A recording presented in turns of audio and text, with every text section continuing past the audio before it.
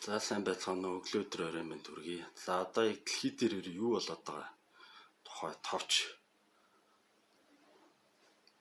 дүгнэлт бол дэлхий дээр бол ерөөсөө далайн эзэнт гүрний төлөөх дайм болж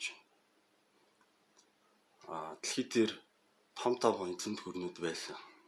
Тухайлбал Монголын эзэнт гүрэн, Ромын эзэнт гүрэн, одоо Гитлер, Наполеон одоо юу гэдгийг те. Эдгээр бол бүгдээрээ хуурай газрын эзэнт гүрэн байсан. За тэнгууд дэлхий чи өөрөө 100% гэж үзэх юм бол 70% далай, 20% хуурай газар байна. За одоо далайн эзэнт гүрэн гэж яг одоо байгаа улсуудаас хэнийг аль улсыг хилж болох вэ гэж харах юм бол Америкийн нэгдсэн улс. За тэнгууд Америк нэгдсэн улстай далайн эзэнт гүрэнд төлөөх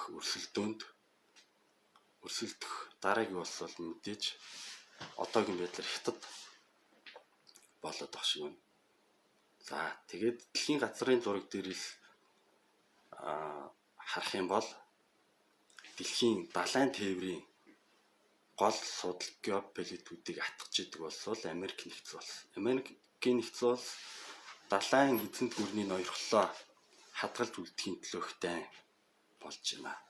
Одоо энэ Ормозын хоолой дээр гол одоо үйл явдал болоод байгаа тийм. Биднийг төрөхөд Персийн болон дээр дайн болж ирснийг санах хэрэгтэй манай 80-90 оныхаа.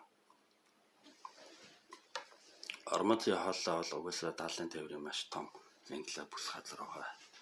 Тийм учраас чи бол том тоглоом явуулж ах шиг байна. Бүгд хамт ажиглацгаая. Баярлалаа.